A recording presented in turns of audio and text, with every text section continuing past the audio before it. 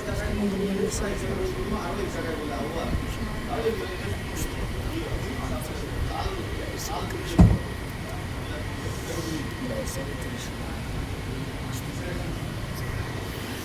हो माता पिता तुम्ही हो बंधु सखा तुम्ही हो विद्या द्रवणम तुम्ही सर्वम मम देव। कई जन्मांतरों के बाद यदि मनुष्य को पूजा का समय मिलता है, सगुण पूजा का, तो कृष्ण की पूजा करे और नमो भगवते वासुदेवाय इस मंत्र का जाप करे। ये मोक्ष मंत्र है, वो ध्यान लगावे और सब जीवों में समान दृष्टि रखे, किसी से ईर्ष्या द्वेष घृणा इत्यादि ना करे, तो जीवन में सब प्रकार के समस्त सुखों की प्राप्ति होगी। यदि आप लोगों को दुख दे रहे हो, कष्ट दे रहे हो और परेशान कर रहे हो, फिर भजन पूजन करो, तो आपका पूजन करना बिल्कुल बेकार है। दान करना, तपस्या करना सब बेकार है। 4 वेद 6 शास्त्र में बात मिली है, 2 दुख दीने दुख मिलत है, सुख दीने सुख हो। यदि आप किसी को दुख नहीं दे रहे हो तो आप स्वयं तीर्थ स्वरूप हो, आप स्वयं भगवान के सदृश बन चुके हो। क्योंकि संसार में यदि किसी को कष्ट नहीं दे रहे तो आपके जैसा संसार में कोई है ही नहीं। क्योंकि सतोगुण रजोगुण तमोगुण है। तमोगुण प्रमाद आलस्य निद्रा भय क्रोध और ईर्ष्या द्वेष जलन इसको दर्शाता है। और रजोगुण राजपाट लेना, भोग सामग्री इकट्ठी करना, ऐसा आनंद लेना, ये राजसी गुण है।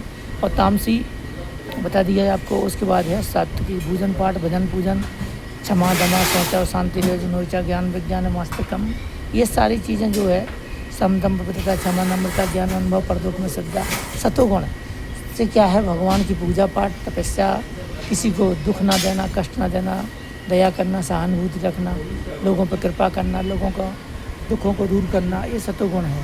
सतोगुण से जब पार कर जाओगे तब मोक्ष मिलता है। सतोगुण तक तो पहुँचो, कोशिश करो, ट्राई करो, ये तुम्हारे हाथ में नहीं है, सब ब्रह्म के हाथ में। इसलिए ब्रह्म का नाम जपो और नाम जब ही जपो जब आप किसी को दुख नहीं दे रहे। यदि आप किसी को कष्ट दे के दुख दे के परेशान करके आनंद ले रहे हो, वो जीवन नहीं है, वो जीवन नहीं है। जीवन वही है जो किसी को सुख दे। 4 वेद 6 शास्त्र में बात मिली हैं 2, दुख दीने दुख मिलत है, सुख दीने सुख। भी सभी को सुखी करो, आनंद करो, किसी का बुरा मत बोलो। जो जैसा है वो वैसा है, उसको कोशिश करो तो तुम उससे ऊपर उठो, तुम उससे अच्छे बनो। तुम किसी की निंदा चुगली बुराई ईर्ष्या द्वेष से दूर रहो। जो कर रहा है, प्रकृति का खेल है, माया का आवरण है। माया के आवरण से संसार की आँखें में अंधेरा छाया हुआ है, वो अपने आप को नहीं समझ पा रहा। इसलिए तो मैं बोलता हूँ ध्यान योग लगाया करो, आँख बंद करके डेली ध्यान किया करो। लेकिन अब मैं ध्यान बताता हूँ, योग बताता हूँ तो लोग देखते भी नहीं हैं, लाइक भी कोई नहीं करते। और फौजी को कौन लाइक करेगा? चलो अच्छी बात है, हमें क्या करना, आप करो, आपकी आत्मा का उद्धार होगा, आपको सतोगुण की प्राप्ति होगी और मोक्ष की प्राप्ति होगी और स्वर्ग की प्राप्ति होगी। स्वर्ग उसी को मिलता है जो किसी को दुख नहीं देता, जो रजोगुण से ऊपर उठ जाता है। तमोगुण, रजोगुण और सतोगुण। सतोगुण में जाओगे तो आपको सोने की बेड़ी, स्वर्ग से गिर करके फिर मनुष्य बनना पड़ेगा, राजा बनोगे। प्रधानमंत्री जैसे मोदी जी हैं, अमित शाह जी हैं, ये क्या है, राजा हैं। पर अब क्या कहे, तपो राजू राजू नरका।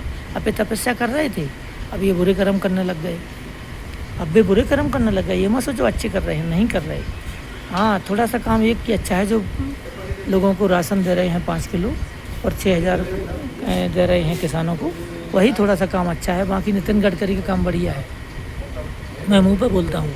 मोदी जी अच्छे हैं, सब चीज़ में अच्छे हैं, हमेशा अच्छे हैं, लेकिन मास्टर माइंड बन रहे हैं और लोगों को ठग रहे हैं, लोगों को धोखा दे रहे हैं।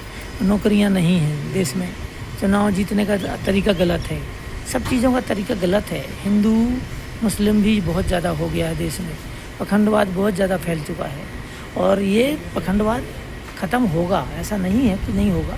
भगवान भी हैं, वेद भी हैं, ब्राह्मण भी हैं, तपस्या है, तीर्थ स्थान भी है, पर उसका लाभ उठाओ, आप राजनीतिक लाभ उठाओ, जनता का कोई काम ना करो, जनता के लिए कुछ करो ना, भर्तियाँ ना करो, नौकरी ना निकालो, महंगाई बढ़ाते जाओ, तो ये नहीं है।